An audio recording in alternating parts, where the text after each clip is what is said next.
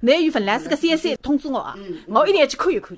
现在在。感觉杨澜又出来，路过虎门皇岗，我在苏州唯一一辆做本地人生意的栏杆，买一只松花头子，4块洋钿抽脱。本地黄瓜3块5。去年一些辰光，上海封城，苏州恐慌性抢购，黄瓜毛蛋8块8，往事不堪回首。还是先寻个地方吃松花头子，趁黄疸后预期之时，想吃啥谁吃啥。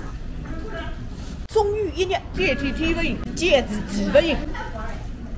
那个就是人生。世界浪向最荒唐的事体，就是当年只有3000块洋钿退休工资，为了上浪自家做不动主的辰光，为希望3辈，发自内心深处的对你讲，屌屌妈，你长命百岁，才是你最大的幸福。哎哟，不能再猪白花嘛子，班班里向还有班班一起送脱嘞。上月份乘公交车站。竟然发现门的两旁边还有扶手站，车门在不知不觉当中改成移门。时代在进步，一切侪向人性化发展，就像当初3年的口罩，实际上所有的人侪晓得，来再还偷脱着。前方50米到达目的地。哎，你下来吧，那个茶叶啊，2斤。啊，不客气啊，再会。16位一位，12块洋钿杀脱。送脱茶叶一转弯，竟然是富华园。突然想起之前日子到杨澜园里向司马讲的闲话，我中学里向最崇拜的语文老师，侪住辣埃个山区里向，谁是不晓得落个一场哇！我连来3年过来送年夜饭，来才晓得个说法是随便的哈一登门拜访，但原来是在天之灵，能够晓得你曾经的得意门生，现在辣海你屋里楼下头一个树荫底下走来走去，天人永隔，走不得断语。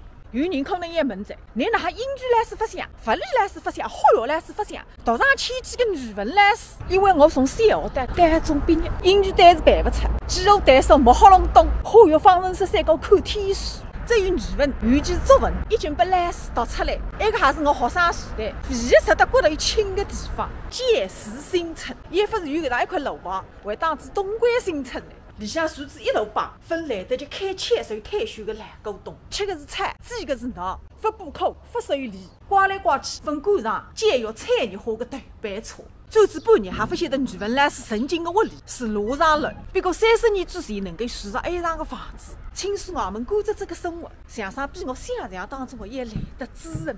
围墙外头碧波荡漾，后帮对过侪是永林新村。辣海直播大好发明之时，我每年侪要到埃个前面浪向来发鲜茶蛋一毛年夜饭，旁边就是东关西菜场，可比相两，不止菊花刺手，搭站上出来毛线菜的李老师擦肩而过。38年份排头，一朵花的男人比白发来头，100岁的三姑娘比退休阿姨，再大的土人侪是拿大子我的年夜饭鲜茶蛋液。屋里向分担受到脱，只留还要讲一声那个骗子。